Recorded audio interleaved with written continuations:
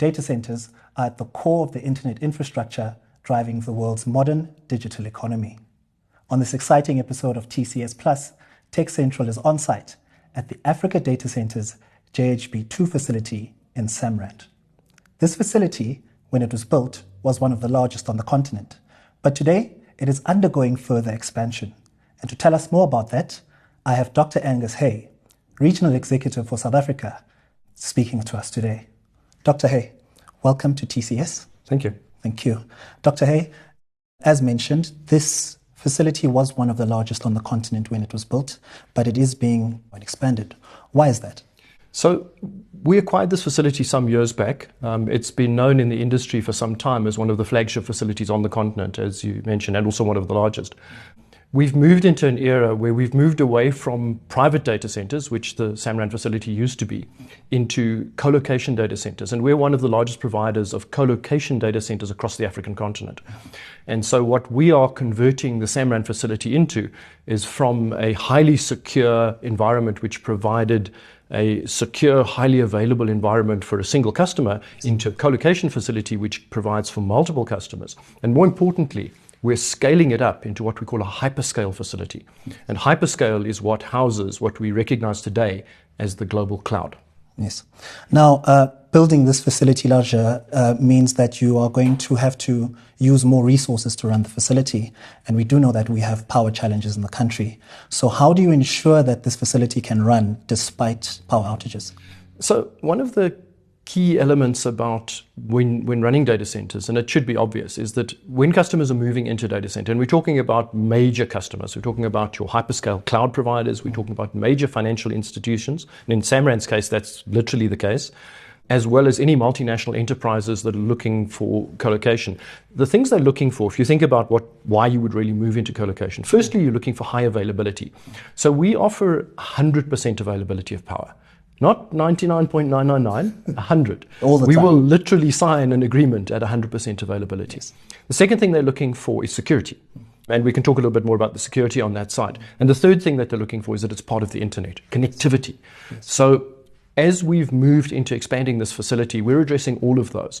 The really important thing about Samrand is as we acquired the site, it already had a power allocation. It's within the city of Tshwane, yes. And the city of Tshwane has a substation which has already allocated the power to that site. Yes. So as we stand today, that site has an availability of up to 40 to 50 megawatts of power from the grid already available, and that's the power we'll be using for the expansion. Okay. So if you're looking for criteria for choosing a data center, the first thing you would look for is power. Okay. Then obviously there are a number of other criteria that you look for in choosing a data center. So our ability to grow is based on the availability of power. Yes. But just to address your specific question, because what often sits behind that is people's perceptions of the power availability in South Africa. So first things first, we obviously have a much larger plan in terms of ensuring power availability. And that's got to do with the changes that have happened in the electricity industry in South Africa. Yes. So as you'll know, part of the problem that we have in South Africa is that it's not just that we have issues with availability of power, but the power that we do have is generally non-renewable. So 80 to 85% of the power on the national grid currently is generated from non-renewable sources. Yes. But we've had a massive opening up of that industry and the ability to start generating new electricity based on renewable sources. And the model for that is what we call wheeling. Yes. So we've actually signed an intermittent power producer agreement, so a power purchase agreement with somebody that is generating, and we're working with that independent power producer to generate our own electricity that we will consume on our own site. Yes. But it's because the site is physically not in a location where you can generate electricity. Yes. What we're actually doing is we're building that power plant, which is a solar PV power plant in the Free State. Yes. And we've entered into wheeling agreements, which will wheel that energy across the Eskom grid into the city of Tshwane and into our facility. So towards the end of this year, that's when that power will come on stream. Yes. And we're going to move from having, 10 to 15% renewable energy. Yes. We're going to add about another 30% of renewable energy into the mix. And over time, we have a plan to grow that even further. So the Samrand facility, as much as it has high availability of power, is also going to have a significant percentage of renewable energy growing into that facility. Yes. All of that is in place. And then the last thing, and which is perhaps something which is not more well known, but that particular facility is in an area which does not see load shedding because it's on a particular grid that is not load shed. So the combination of having high availability of power and the renewable energy means that we have a facility that is really, optimum for anybody that is looking for 100% availability of power. Yes. We can talk more about how we achieve 100% availability, even if there's a power outage. Yes. But that's the principle. That's actually what I'd like to lead into. It's that even though you have grid power availability, you also have means to ensure that you have power when there is no grid power available.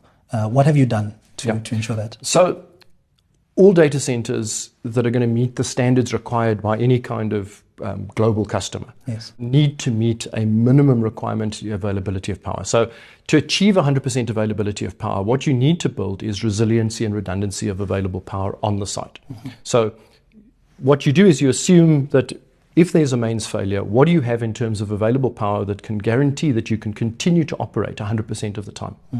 And what you do effectively is provide on-site generation, and our on-site generation is typically diesel generators. That's the standard approach that's taken globally with backup power. Yes. Those diesel generators, however, are in a configuration that will guarantee that you can operate continuously.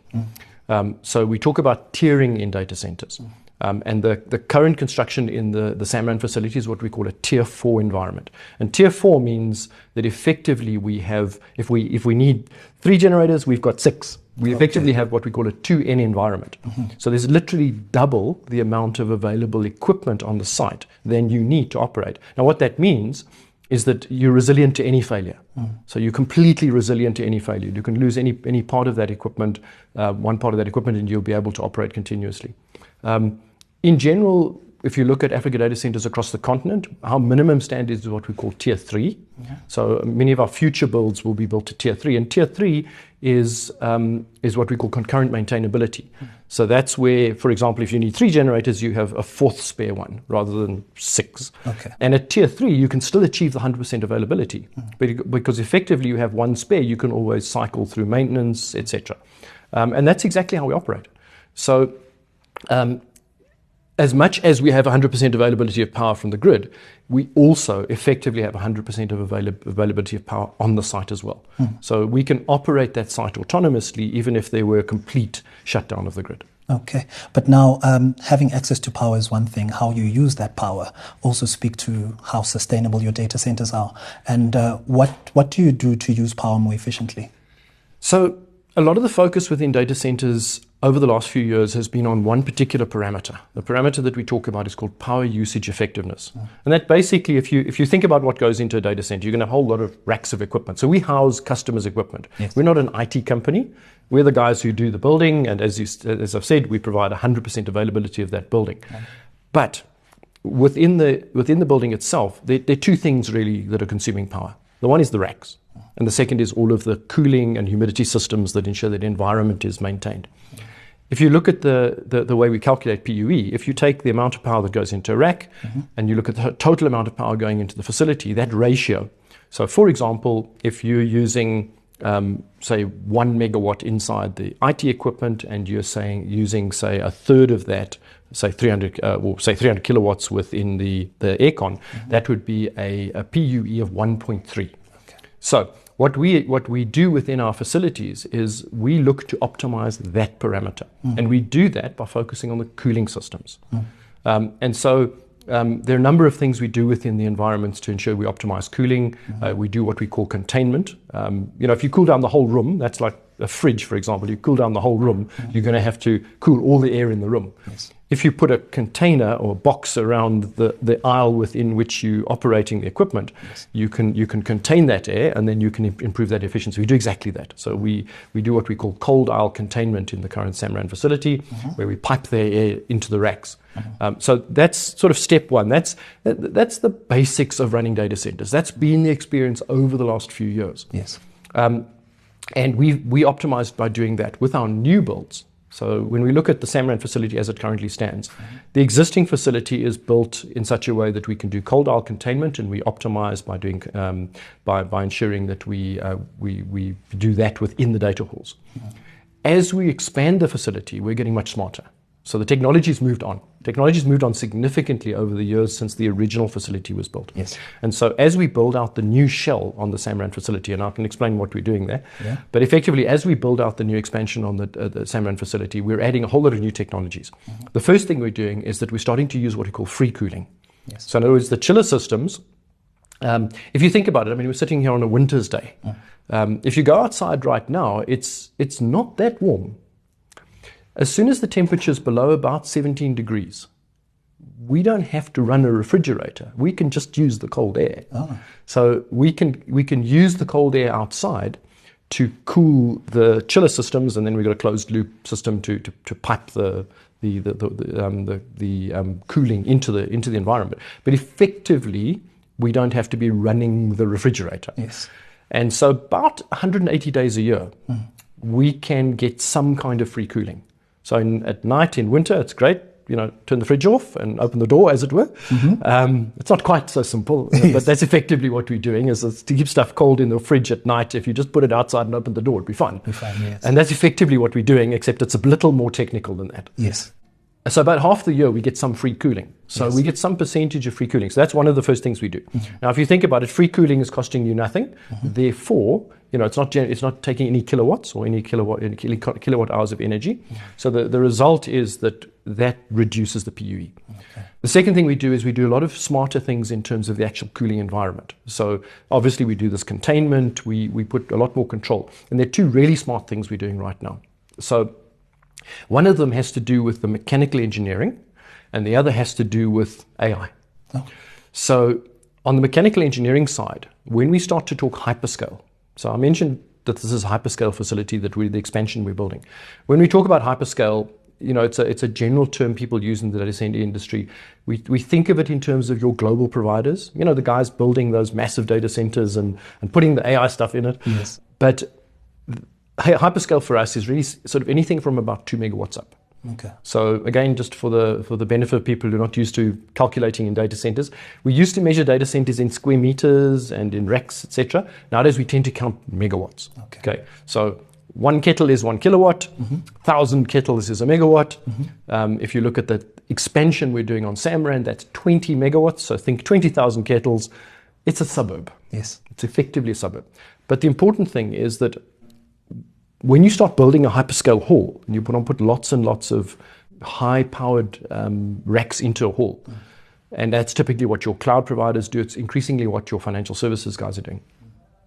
How are you going to make sure that that's optimum? Well, one of the easy ways to do it is to build the whole system around a higher density of cooling. And we do that with a fairly radical change in the design. So typical data center, you would have raised flooring, and you pipe the air through the floor and it goes through the racks. I mean, I think people who are in the industry are used to what this looks like. You're used to that computer room look. Yes. It's got a raised floor and it's got air coming in the side, etc. We get rid of that. And we take out the raised floor, we drop everything down onto the concrete. And we build the whole hall as a fridge with what we call fan walls on the side.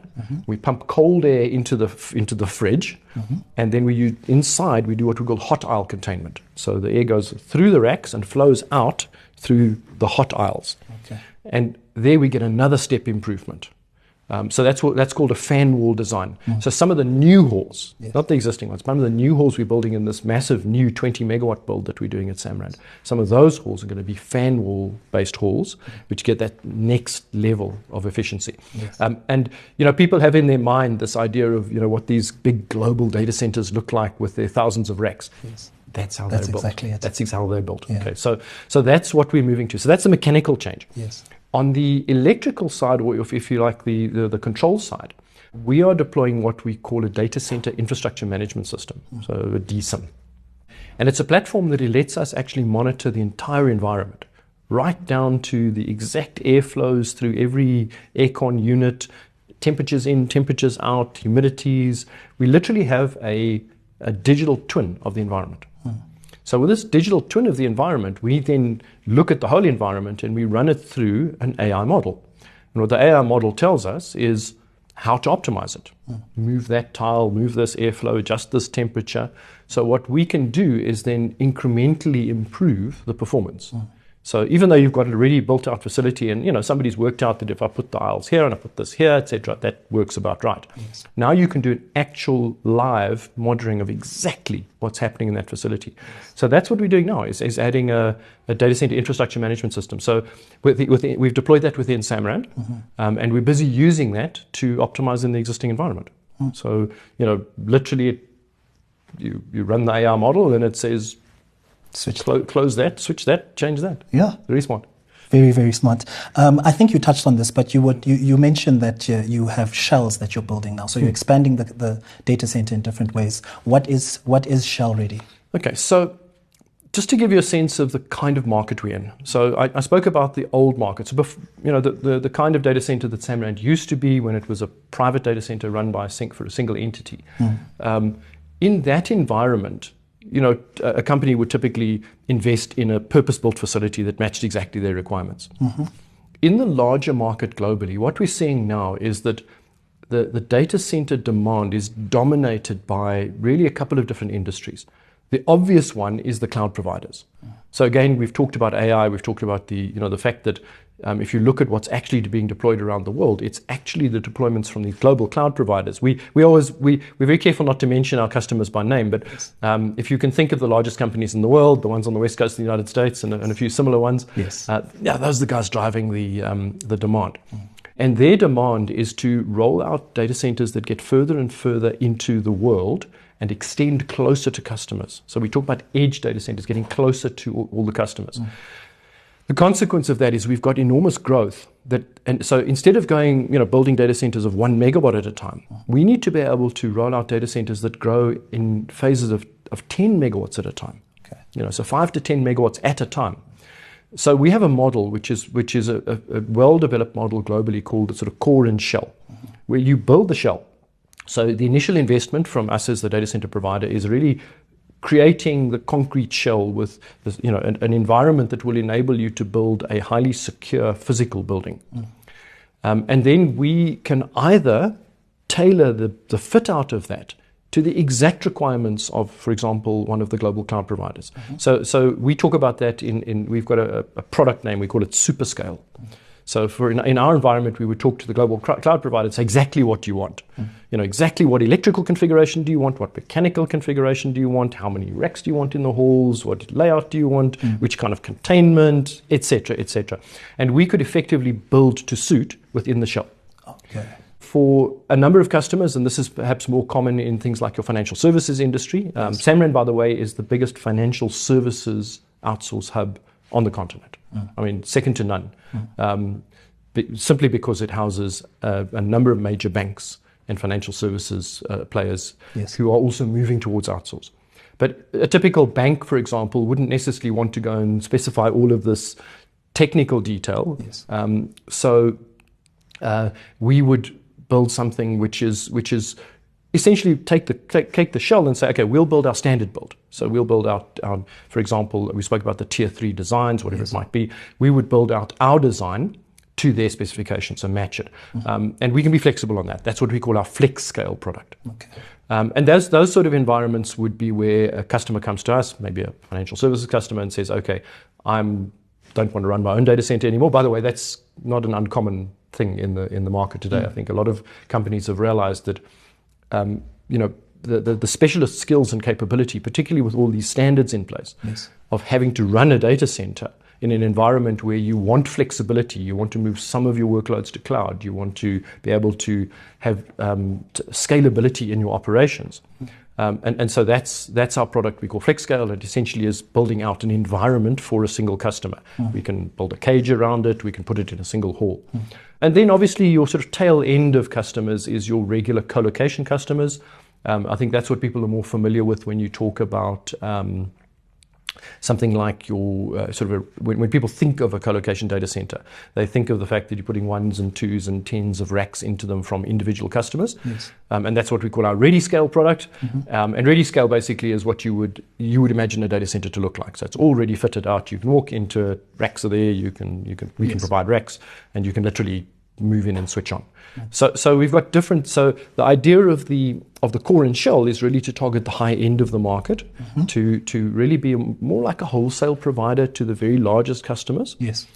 All the way down to being a sort of very retail focused one rack provider, yes. all the way through. So core and shell gives us that flexibility, and importantly, I think for ADC as a business, it's also a question of how we phase the build. So we're meeting both the customer's requirement in terms of, when they want what and how they want it, yes. at the same time as being, the model is smart from our perspective, because yes. it enables us to scale appropriately to as the market requires demand. Yes. So you did mention that a lot of customers are moving away from managing their own infrastructure to you. You have economies of scale and economies of expertise, right? Yes. And that's to meet standards. Can you tell us about the various different standards that you meet for your customers? Yes, absolutely. Yeah. So, just a couple of comments there. We engage with a lot of CIOs in the wider enterprise and government space at the moment. And in South Africa, the question has always been, the decision on total cost of ownership between outsource and insource. Yes. But there's some real nuances to that nowadays. So my favorite question to CIOs nowadays is, are you sure you can get a diesel technician when you have a problem with your generator during load shedding?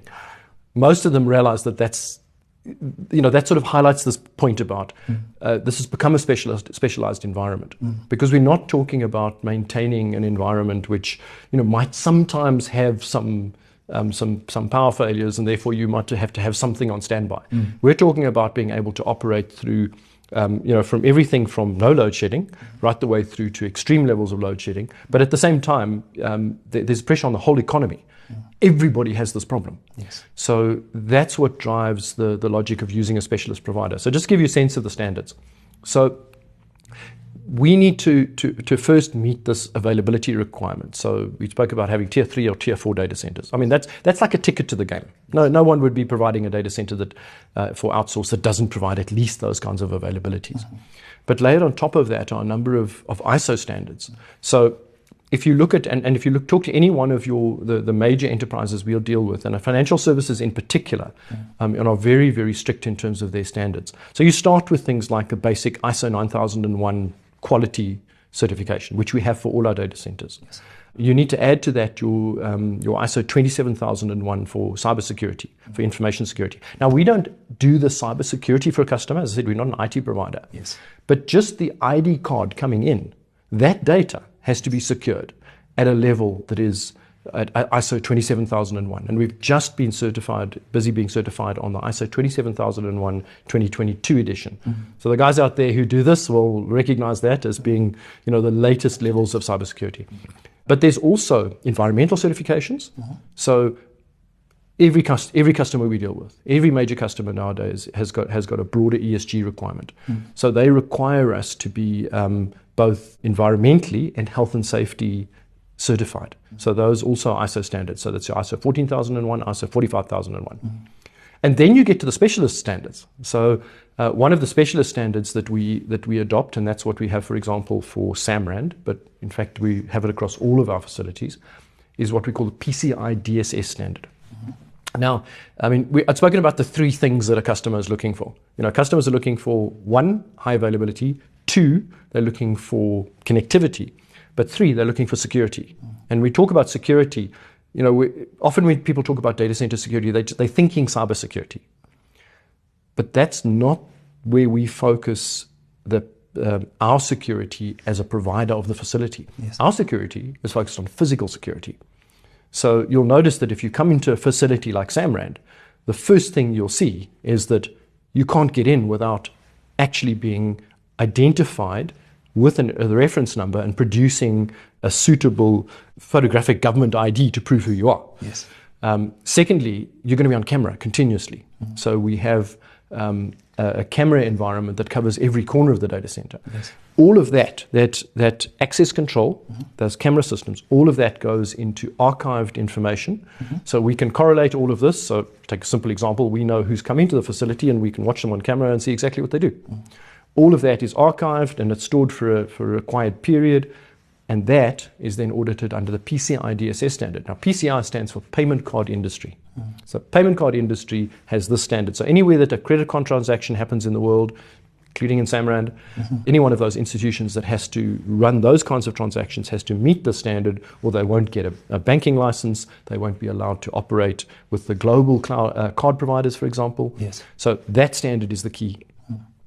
And then most recently what we've got is a SOC 2 standard. That's more of an audit standard. So we have a SOC 2 Type 2, which is a standard that essentially demonstrates to customers that everything that we say we do in terms of our processes, our procedures, our security, all of that has been independently audited by an audit firm. So it's not a technical standard in a sense. It's an audit, a full audit of the processes, procedures of the organization, and it's over a period. So that's a SOC 2 Type 2 standard. And so, there are a number of other standards we're doing. We're working on ISO 50001, which is the energy management standard. Yes. We work with ISO 22301, which is the standard for business continuity. So that's like your disaster recovery business continuity standard. Yes. So certainly for these very largest customers, those are basically the things they look for. So you'd buy from us because we're a data center provider. We would get a ticket to the game for being a tier 3 or tier 4 data center and having an high available data center with security and with connectivity. But those guys that we're talking about would not buy from a provider that can't produce all of these certifications. So that's really what differentiates us. And I think from a South Africa perspective, if you look at South Africa on the global stage, we've seen multiple countries on the African continent starting to position themselves to being providers on the global stage in data centers. I mean, one of the ironies is that Africa has 15% of the world's population and 1% of the world's data centers.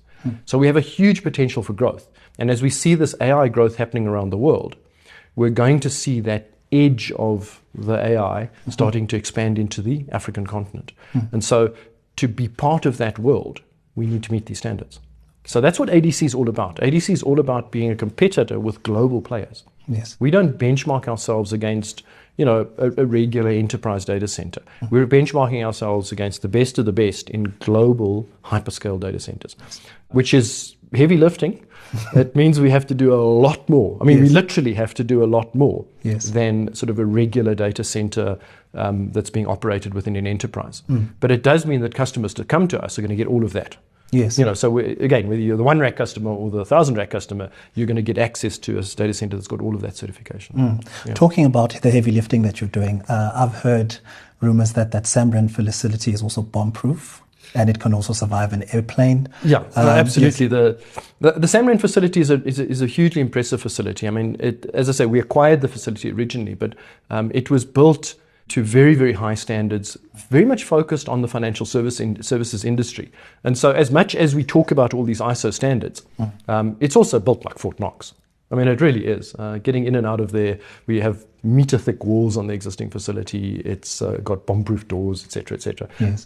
It's certainly a facility that, if it gives it that additional level of comfort.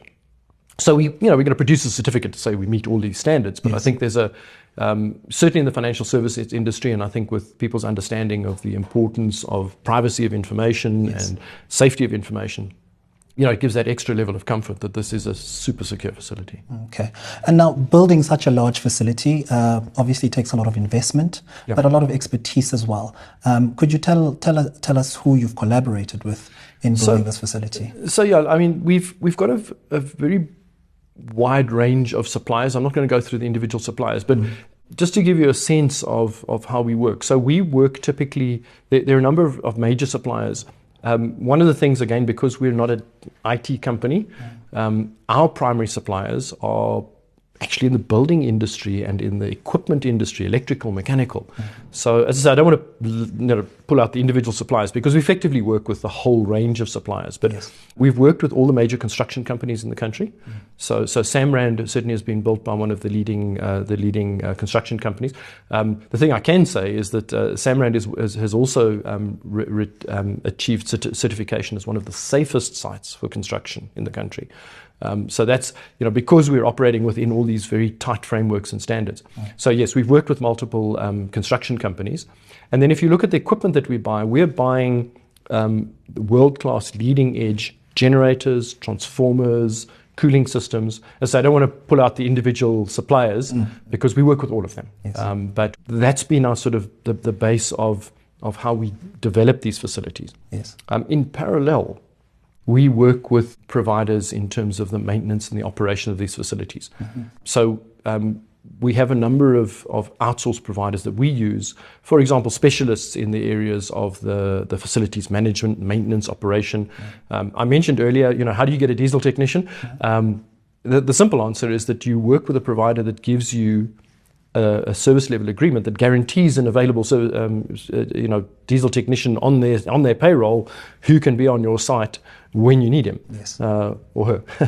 So that's the kind of provider that we work with. So there are a number of providers, and then also on the security side, obviously, South Africa is very good on physical security. We have a number of specialist security companies, so we work with those as well. One of the things that when we're dealing with international customers, if I just focus for a second, I spoke about connectivity, I spoke about the availability. When you're dealing with global customers, coming onto the African continent, security becomes a bigger question for them. And what we're able to do, and this is not just Samrand, this applies to, we've got facilities in Nigeria, we've got facilities in Kenya, and facilities across South Africa. So we've got 3 major data centers in South Africa. We're able to provide that level of comfort that we are not just specialists in like the standards, but we're actually specialists in operating securely in a South African environment. Really just being integrated into the local security environment, knowing what's happening in the wider society, ensuring that we can lock down facilities if we need to, ensuring that we've got the right intelligence. We have everything, because we're working with local security providers as well. We have everything from your basic monitoring to armed response to air support, anything that you want on call. Yes. To give a global customer comfort that even though they're not familiar with, say, the South African market or any one of our other African markets, that we're the specialists. And I think also, if you talk financial services, if you step back and look at it, that specialization is something which gives a financial services customer comfort that we actually can do this better than insourcing. Okay. And that's the key. Yeah. Okay. Excellent. Dr. Angus Hay, thank you very much. Great. Thank you. Okay. This was another episode of TCS Plus, brought to you by Africa Data Centers.